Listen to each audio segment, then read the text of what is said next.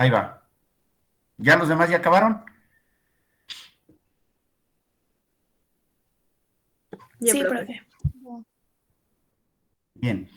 Hay otro tipo decía que de componentes en en la sarcómera que ayudan a que se complete el funcionamiento. En el caso de los moluscos tienen otra proteína que es la paramiosina. Este, mm, digamos que es como una variante del funcionamiento de la sarcómera, ¿sale? Lo demás, pues ya lo vimos. Bien, en el caso del tejido muscular estriado esquelético, es un tejido que nosotros lo consideramos como un tejido voluntario porque podemos nosotros regular el movimiento, podemos controlar la intensidad de fuerza e incluso la velocidad de la fuerza que estamos utilizando. El tejido muscular tiene un gran aporte de tejido nervioso, mucho tejido nervioso. Entonces, de acuerdo a la forma en que funcionan, tenemos dos tipos de fibras musculares. Las más abundantes, digamos las que nos comemos en un bistec, se les conoce como extrafusales, vienen de fusos, extrafusales, son las más abundantes. Creo que no tengo el esquemita acá, pero bueno, ni modo. Entonces, tenemos una gran cantidad de tejido nervioso que está aportando, digamos, o que es la que lleva los mensajes hacia los órganos efectores. El músculo es uno de los órganos efectores. Para que el músculo se pueda contraer, se pueda relajar, y nosotros podamos decidir incluso cuánta cantidad de masa muscular podemos activar. Entonces, el tejido nervioso va a llegar a través de los nervios periféricos, trae la señal desde el sistema nervioso central y la va a distribuir al tejido muscular. Tenemos sitios de unión donde se lleva a cabo una sinapsis, donde interactúa el tejido nervioso y el tejido muscular. Este tipo de uniones se le conoce como placa motriz o placa neuromuscular. Esta que está aquí, placa motriz o placa neuromuscular. Es una sinapsis entre el tejido nervioso y el tejido muscular. Y los sitios donde se comunican el tejido nervioso y el tejido muscular se le conoce como placa motriz o placa neuromuscular.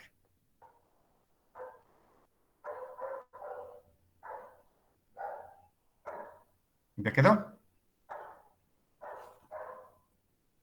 Si nosotros lo vemos con mucho mayor detalle, esto es un corte, digamos, una preparación para microscopía electrónica de barrido.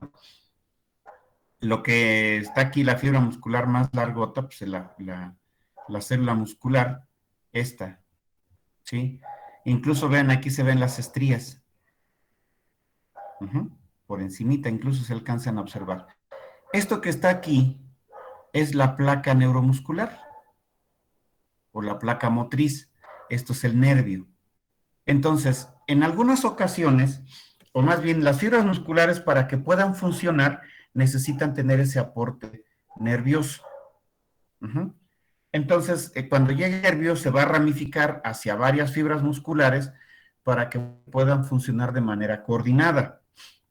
Pero también tenemos la ventaja de que pueden funcionar de una manera unitaria. Ajá.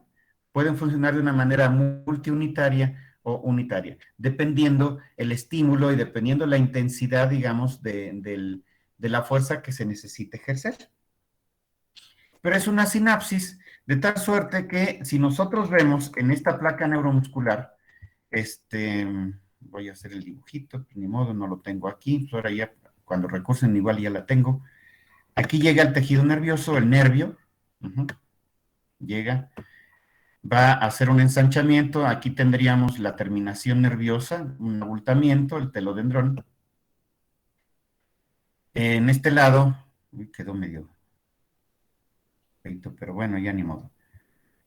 Se ve un poco grotesco. Déjenme cambiarle de color. Y donde se une la membrana celular del... Ahí está. La azul es la membrana de la célula muscular. Este espacio que queda es un espacio sináptico. Si ustedes se acuerdan cuando vieron sinapsis, en el caso de las células nerviosas, para que se puedan comunicar, en su gran mayoría, utilizan mediadores químicos. Y aquí no es la excepción. En el caso de esta terminación nerviosa, aquí vamos a encontrar una gran cantidad de vesículas que traen mediadores químicos. Y estas vesículas van a vertir su producto de secreción aquí, al espacio sináptico. Este es el espacio sináptico. De tal suerte que cuando viene la onda de despolarización aquí, ¿sí?, va a llegar hasta la terminal nerviosa. Hay unas proteínas que ayudan a que las vesículas que traen el mediador químico se abran y vacíen su producto de secreción aquí. Aquí mayoritariamente es la acetilcolina, es la que es el mediador químico. El mediador químico tiene una media de milisegundos. Entonces todo aquí se va a vertir el mediador químico, todo en este lugar, ¿sí? Se vierte el mediador químico. Y esto va a hacer posible que el impulso nervioso pueda brincar de la célula nerviosa a la membrana de la célula muscular. ¿Vale? Entonces, si nosotros buscamos el mediador químico, en realidad tendríamos que hacerlo de una manera muy especial porque tiene una vida muy corta. ¿Quién lo degrada? Aquí en la membrana postsináptica existen receptores especiales para el mediador químico. Tiene que haber aquí necesariamente receptores especializados para que puedan detectar a la acetilcolina. Y eso existe en la membrana. Uy, espérenme, ahorita la encuentro. Existe en la membrana de aquí estarían los receptores. En la membrana de la célula muscular. Oh, ya se pasó. No era tan larga la raya, ¿eh? Déjenme borrarla porque ya ven luego cómo son. Van a decir, no, el profe dijo que los receptores llegaban hasta el otro lado. Y no, los receptores solamente están pegados a nivel de la membrana postsináptica. Aquí estarían los receptores. Y esto va a hacer posible que el impulso pueda brincar de una membrana a la otra, sin que tengan un contacto directo. La acetilcolina se degrada inmediatamente porque también aquí se vierte hacia el espacio sináptico una enzima que se llama acetilcolinesterasa. Y la acetilcolinesterasa va a degradar el mediador químico en dos mitades, por así decirlo, en dos partes, en colina como tal y en el grupo acetato. Y estos productos van a ser reciclados, regresan mediante una endocitosis, todo esto es retomado y es enviado otra vez hasta el citoplasma que está en el citoplasma del cuerpo de la neurona para que se vuelva otra vez a reutilizar y se vuelva a formar acetilcolina. Entonces, el mediador químico ya hizo su función, se degrada. El impulso nervioso ya brincó hacia la membrana de la célula muscular. Lo que hace la membrana de la célula muscular es que la va a distribuir a todo lo largo y a todo lo ancho y también por dentro. Acuérdense que se mete hasta el citoplasma y se distribuye ahí entre las miofibrillas mediante los túbulos transversales. Y es lo que va a generar que haya una liberación de calcio. El calcio va a viajar hasta donde está la troponina y tropomiosina para que se pueda llevar a cabo la interacción de actina y miosina y se pueda llevar a cabo la contracción. ¿Sale? Estas se llaman células extrafusales, son las más abundantes. Pero el músculo de repente también tiene como que algunos sensores, por así decirlo, como si fueran algunos sensores de la contracción. De tal suerte que hay unas estructuras que se llaman usos neuromusculares, más o menos tendrían esta forma, tienen una forma muy alargadita, por eso se les conoce como fusos o usos neuromusculares. Y acá adentro vamos a tener también células musculares, pero son células muy especializadas en percibir señales eléctricas. ¿Para qué sirven estas células? Estas se llaman intrafusales. Pues aquí van a llegar también células del tejido nervioso, pero estas células intrafusales van a tener la virtud de poder detectar cuando hay una sobreextensión muscular.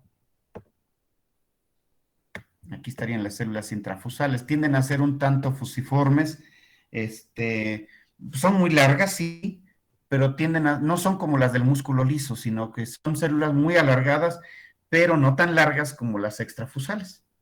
Entonces, estas van a recibir la señal del tejido nervioso y cuando se detecta que hay una sobreextensión del tejido muscular, van a mandar una señal para que el músculo se relaje.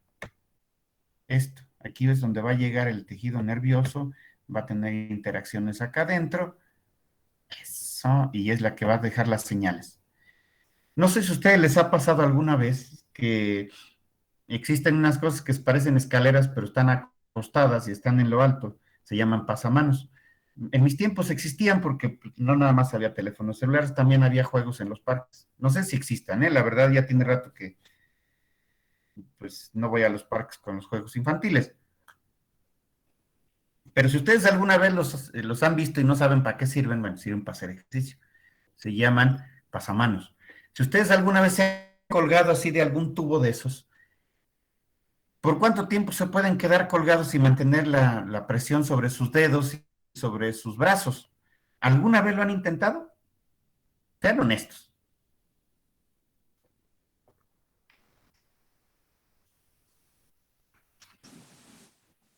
Sí, profe. Oigan, ¿no hay? Sí, profe. Bueno, si alguna vez lo han intentado, ¿como cuánto tiempo se han podido quedar colgados? Sí, no puedo ver el chat ahorita, güeritos. Si no, no puedo usar las plumitas que tengo aquí. ¿Por cuánto tiempo? A ver. Como unos 20 segundos. A lo mejor más. Un minuto más. A lo mejor si están muy fuertes, a lo mejor hasta 2 minutos, a lo mejor ahí se quedan colgados. Es más, si alguien es más fuertísimo y se queda colgado hasta 5 minutos. Pero no sé si han sentido esa sensación de que de repente parece como si sus dedos se desconectaran de manera automática. Parece como si perdieran fuerza y chin, se caen. Bueno, esta es una señal que están mandando precisamente estas estructuras. Cuando se ejerce demasiada presión por demasiado tiempo en el tejido muscular, estos son del sistema nervioso autónomo y van a mandar una señal que se desconecte el músculo para que no se empiece a desgarrar literal, o sea, que se empiecen a romper las fibras musculares. Es como ustedes agarran un cordón y lo empiezan a jalar hasta que se rompe. Eso pasaría con las células musculares si no tuvieran estos sensores de presión y estos sensores de extensión. Se llaman usos neuromusculares. Se escribe con H, de usos, de fusos, neuromusculares. Y estas células que están acá adentro se les denomina células musculares intrafusales. Estas, intrafusales. Mientras que las más abundantes son las extrafusales. ¿Quedó claro esto, jóvenes? Sí, profe. Sí, profe. Perfecto. ¿Alguna duda? Con toda confianza. Aprovechen que ahorita no veo ni quién pregunta porque la neta no los puedo ver. Yo me quedé con la duda, Doc, de qué hacían las células extrafusales.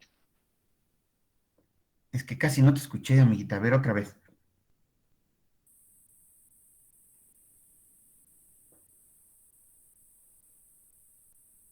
¿No? Ya Acá me se escucha arrepintió. mejor.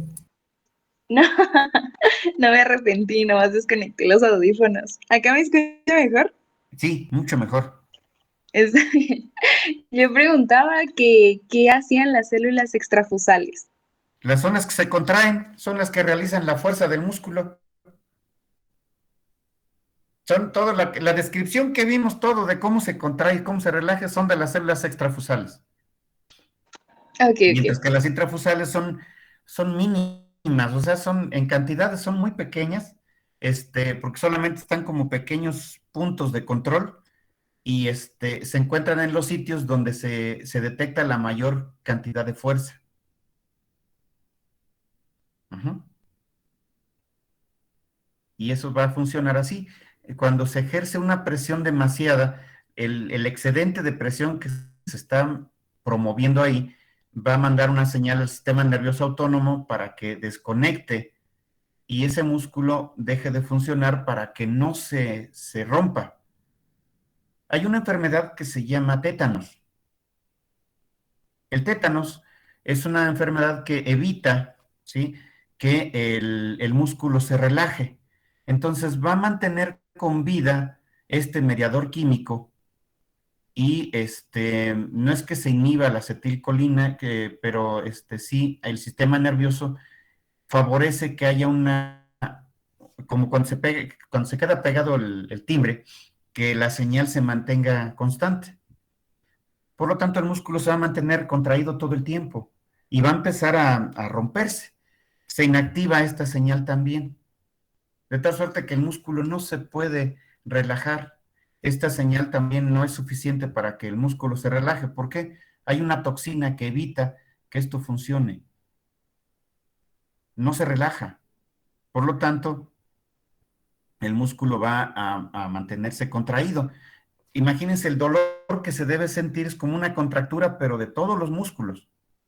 Si ustedes alguna vez han tenido una contractura, es una bola que se forma en el músculo, que se queda contraída y duele mucho, dificulta el movimiento. Cuando se queda todo el músculo contraído, la persona que tiene tétanos en realidad se muere por asfixia, porque se contraen tanto los músculos respiratorios que no hay posibilidad de inspirar. Es decir, como si quedaras con todos los músculos contraídos y tus pulmones no se pueden extender. O si se extienden es muy limitado y lo que termina matando a esos individuos, porque también les pega a los animales, es porque se queda contraído. No hay forma de que se relaje. Entonces, imagínate así, que tus músculos todos se queden completamente contraídos y hay unas imágenes por ahí que luego encuentran en internet de algunos animalitos que tengan tétanos. Afortunadamente, la vacuna ha venido a bajar muchos problemas y podían sostener a un perro, pues, un chihuahua, por ejemplo, de las patas traseras y lo sostienen como si fuera una madera, como si fuera una escultura de madera. El perro vivo aún, pero todos sus músculos están contraídos como si estuvieran rigor mortis. Ese es el tétanos. Y hay otra enfermedad que también trabaja a este nivel, pero evita que se fusionen los mediadores químicos o que se vacíen los mediadores químicos hacia el espacio este, mm, sináptico. Y esa es la toxina botulínica. Y va a provocar pues ahora sí que una relajación generalizada del músculo, ¿sí? Una parálisis flácida, mientras que la toxina tetánica va a provocar una parálisis, pero rígida. Entonces, de ahí el Botox, que lo están utilizando mucho, es una modificación de la química que le han hecho a la toxina botulínica, la ponen en los lugares donde se forman las arrugas, hacen que el músculo se relaje y por eso es que se ven todos lisitos. Obviamente, pues quedan como que inexpresivos. Porque es la toxina modificada, pero que genera ese tipo de relajación muscular. ¿Preguntas? La niña que se arrepintió de la pregunta. ¿Ya quedó claro? Sí, doc, todo claro.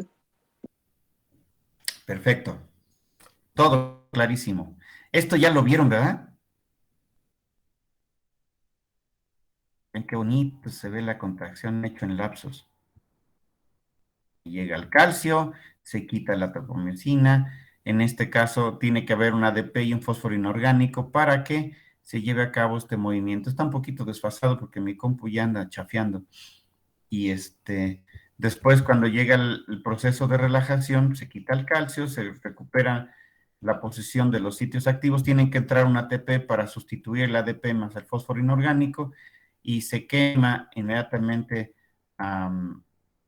ADP más fósforo inorgánico y es cuando se lleva a cabo la relajación. Ancina funciona.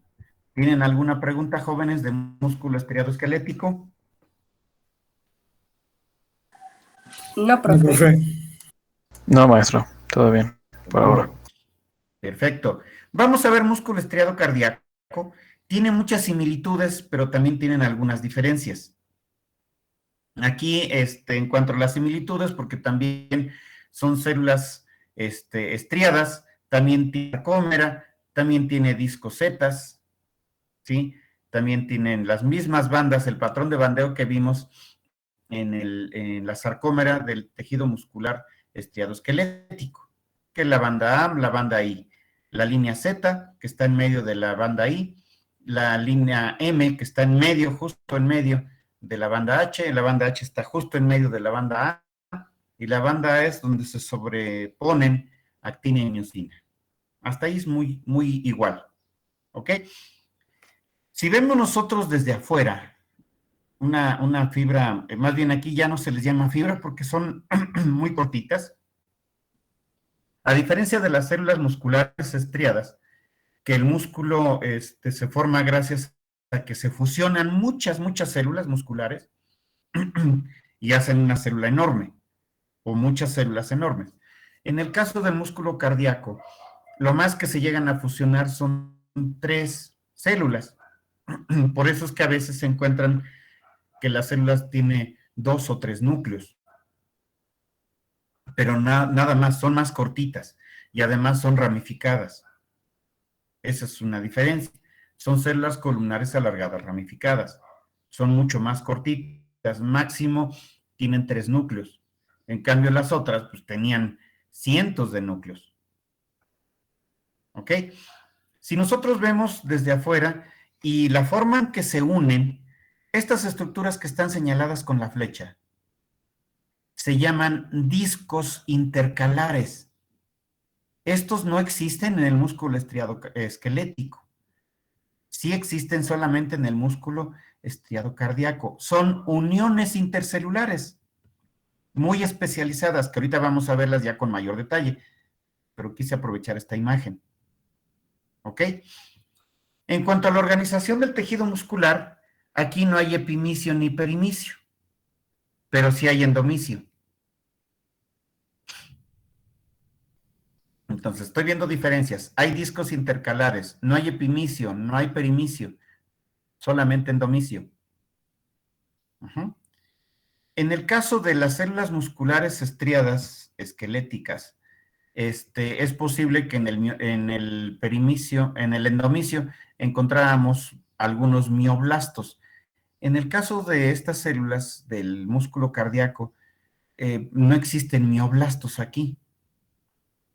Por lo tanto, no hay ni siquiera una pequeña posibilidad de regeneración, hasta lo que se sabe ahora. ¿Sale? Si vemos la membrana celular, tiene las mismas características que las del músculo estriado esquelético. Tiene posibilidad de transmitir, de conducir impulsos eléctricos. También tiene túbulos transversos. ¿Sí los ven? También tiene túbulos transversos. Pero aquí hay una diferencia. ¿Se acuerdan que en el músculo estriado esquelético se formaban unas cisternas, unos ensanchamientos del retículo sarcoplásmico? Pues aquí no existen esas cisternas. El retículo sarcoplásmico no forma cisternas en el caso del músculo cardíaco.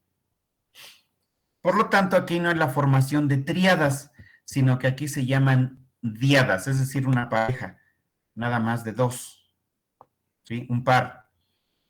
Y aquí no es una cisterna, sino es un pequeño ensanchamiento, pero no es una cisterna como tal, lo que le llaman aquí como terminal del retículo sarcoplásmico.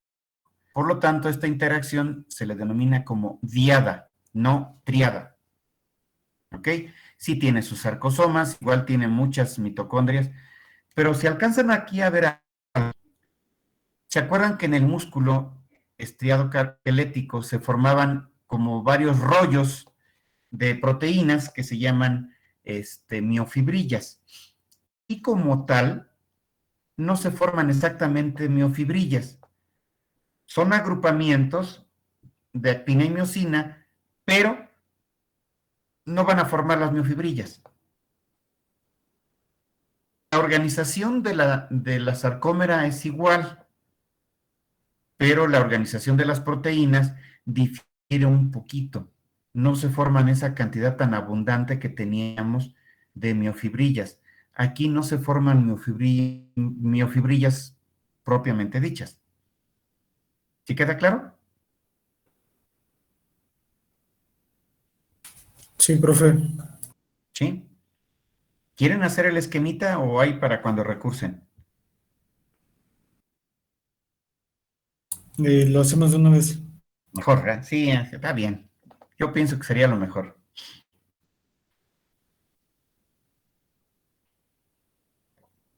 Estos son los discos intercalares, ¿eh? No los pierdan de vista.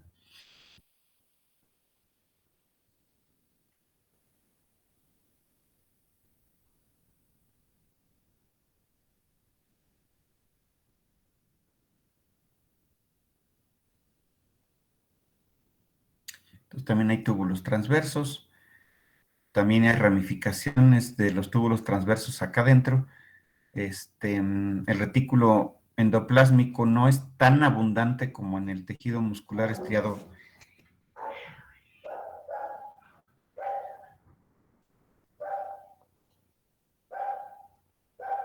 Se estaba peleando mi gato con otro gato, o con mi perro, yo creo. ¿Qué estábamos? Ah, que estaban haciendo el dibujito, ¿eh? Vean, aquí dice diadas. Una diada está formada por una terminación del retículo sarcoplásmico y un túbulo transverso. Sí les mandé el PDF, ¿verdad? De tejido muscular. Sí, profe.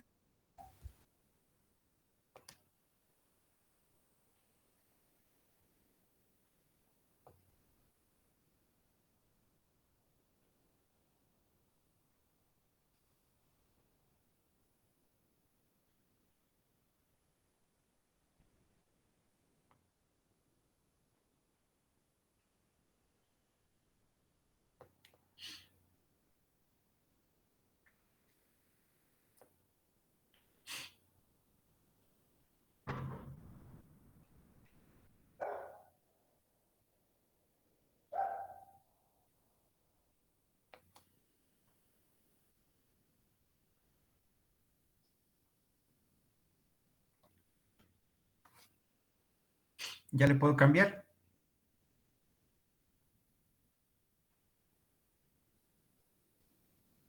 ¿En qué van el laboratorio? Perdón, pero es que ahorita sí no me puedo conectar.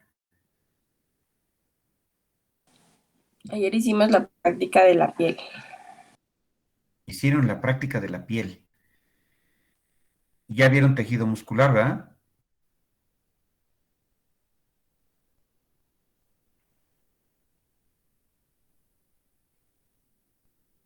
Oigan, ¿ya Creo vieron que tejido muscular o no? muscular solo ¿Eh? hemos visto, de tejido muscular solo hemos visto la morfología, o sea, el tipo Del de células músculo de cada liso y tejido. músculo estriado, tampoco lo han visto. Pero ¿cómo ya vieron piel?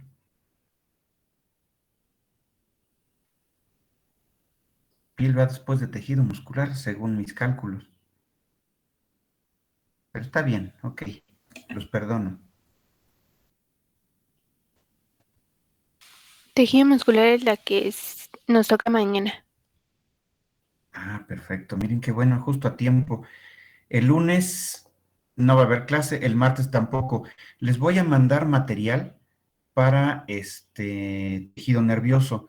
Voy a hablar con los profes para que el día, el miércoles no voy a estar, tengo un compromiso, pero el jueves y el viernes yo creo que vamos a tener teoría de la próxima semana.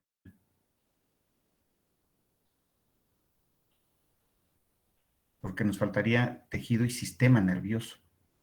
Pero como ya me están alcanzando, generalmente luego me ceden algunas clases de laboratorio para poder alcanzarlos, para ir al paso.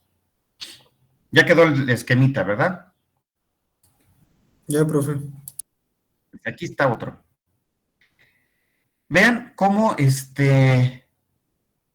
cómo es que se incorporan las uniones intercelulares. En el caso del músculo, aquí estas se llaman discos intercalares, pero tienen una forma escalonada. Las uniones intercelulares no están planas así, sino que están escalonadas. Si ustedes alguna vez han visto las paredes de ladrillos, cuando no tienen aplanado encima, vean que están ahora sí que traslapados para que la pared tenga mayor fuerza. Bueno, las células musculares cardíacas tienen este tipo de uniones intercelulares. Primero, de tipo escalonado, y estos son los discos intercalares. Si nosotros vemos un disco intercalar, vamos a encontrar que aquí hay una cantidad muy importante de uniones intercelulares muy parecidas a las que vimos en las células epiteliales.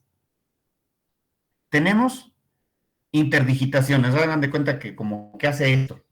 ¿Sí? Vean mis dedos. Esto se llama interdigitar. Eso también le da estabilidad mecánica. Otro, tiene desmosomas. Estos de aquí son desmosomas.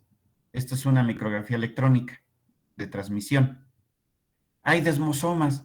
Por lo tanto, tienen una gran fuerza para que se puedan, digamos, soportar la tracción y aguantar la carga cuando el corazón está trabajando a marchas forzadas, muy fuertes. ¿Ok? Ahora, en el caso de las células musculares, funcionan como si fuera un todo. Funcionan de una manera coordinada. Y algo que caracteriza al músculo cardíaco o al corazón en sí es que no tiene inervación, o sea, no llega tejido nervioso y vamos a encontrar tejido nervioso ahí entre las células musculares. Es una gran diferencia con respecto a las células del músculo esquelético.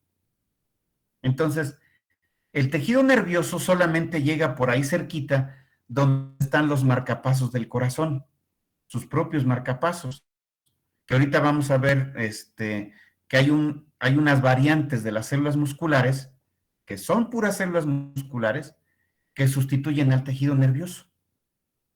Entonces, de una vez les digo aquí, tenemos, pues digamos que dos variantes en cuanto a la funcionalidad en el tejido muscular.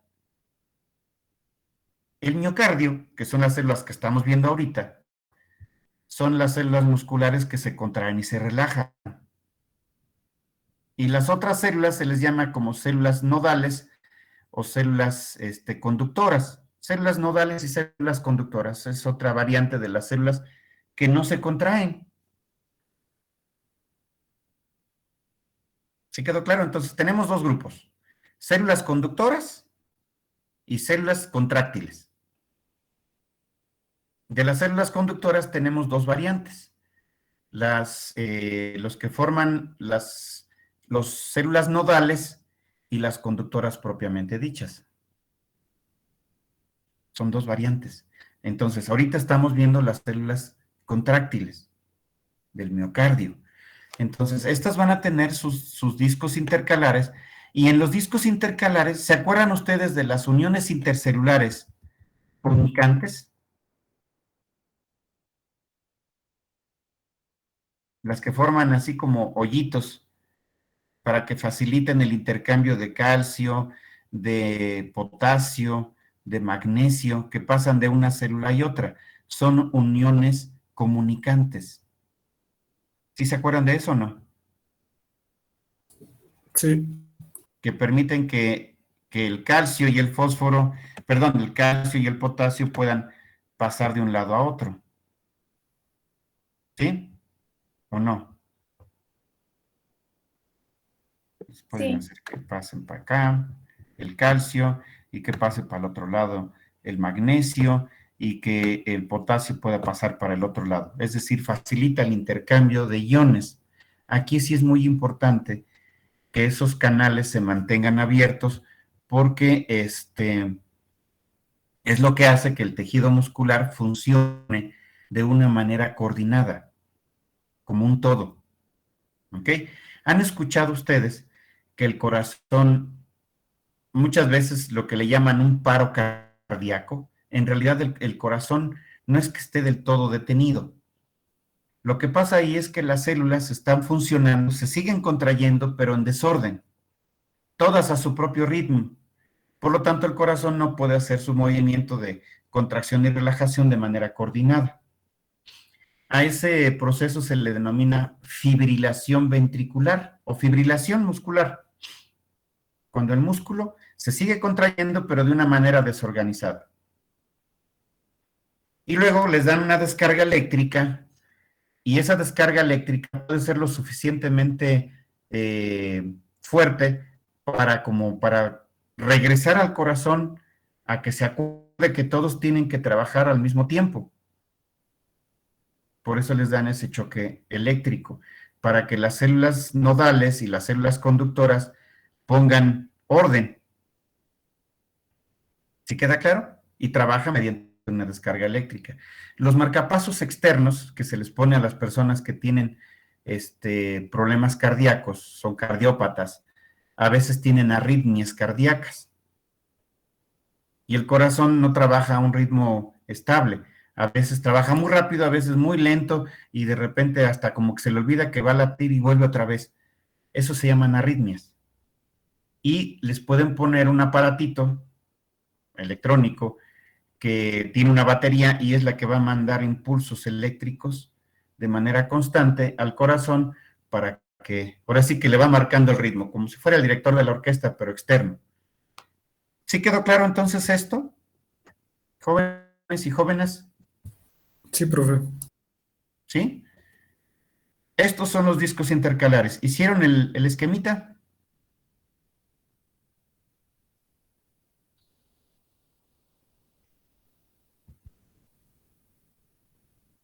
¿No? No. Pues, ni modo. Pues ahora ahí cuando recursen. Ahí está, se los dejo un ratitito.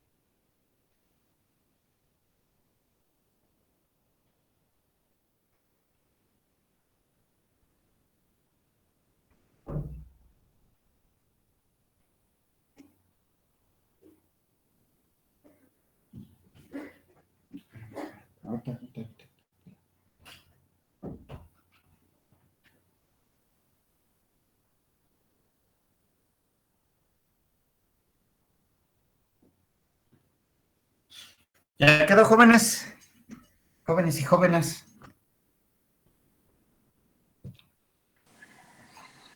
Ya estuvo, ¿verdad? Sí, profe. Ya, Sí. profe. Ok, perfecto.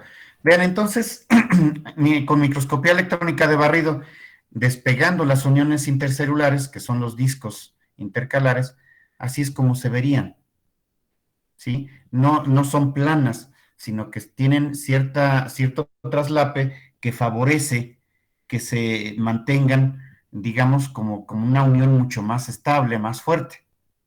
¿Ok? Entonces, les decía que hay dos tipos de células musculares. Unas que se dedican a contraerse y a relajarse para que el corazón funcione, y otro grupo de células que también son musculares, de origen muscular, pero que han usurpado funciones. Es decir, tienen funciones diferentes a las de las células musculares, y son células que se encargan de producir y conducir los estímulos eléctricos. Por eso se les conoce a estas como miocitos conductores.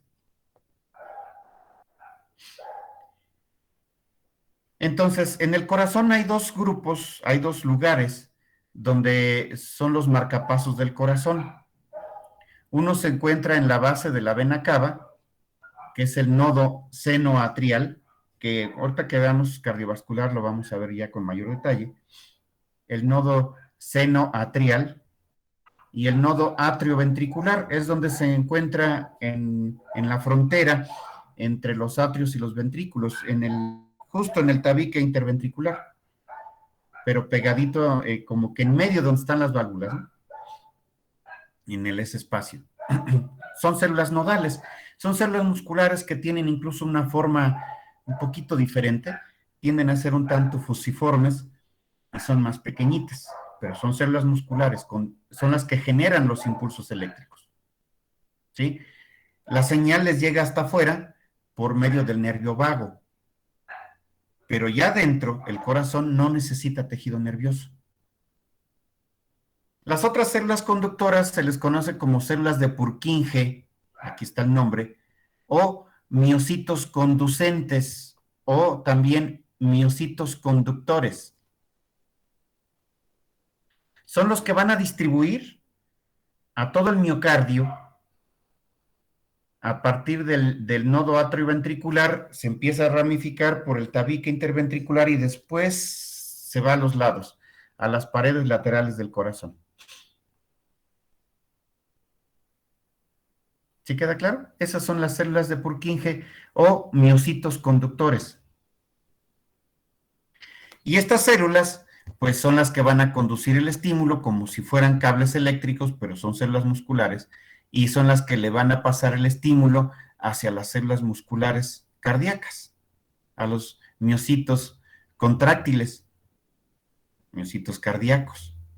Y de aquí pues, se van a distribuir a todas las demás células. De hecho, esto no está tan ramificado como si fuera tejido nervioso. Sus ramificaciones no son tan abundantes.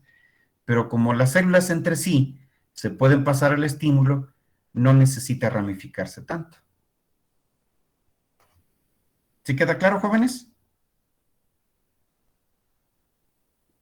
¿O no?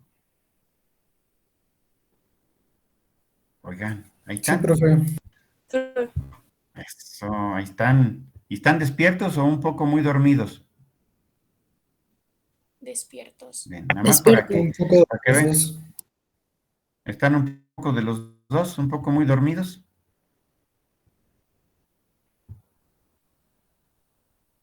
Oigan, ya me robaron el corazón. Ah, no, aquí está. Mira, aquí está chido.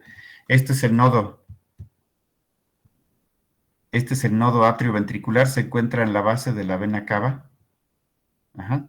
Y este es el nodo atrioventricular. Este es el nodo interventricular. Y de aquí se ramifica a los lados. Estos son los miocitos conductores. y solamente van por debajo del endocardio. Nada más era para que no se quedaran con la duda de dónde están. No sé si le quieran tomar un screenshot a esto. De todas maneras, lo vamos a retomar cuando veamos cardiovascular. Pero por si acaso, digo, por si a alguien le interesa tenerla antes. Ese es el sistema de conducción autónoma del corazón. Este es el primer marcapasos y este es el segundo marcapasos. ¿Ya quedó? Para poder regresar a donde estábamos en tejido muscular.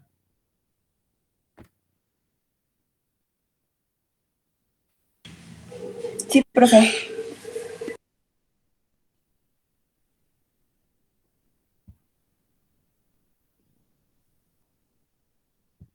Aquí estábamos, en este. Bien.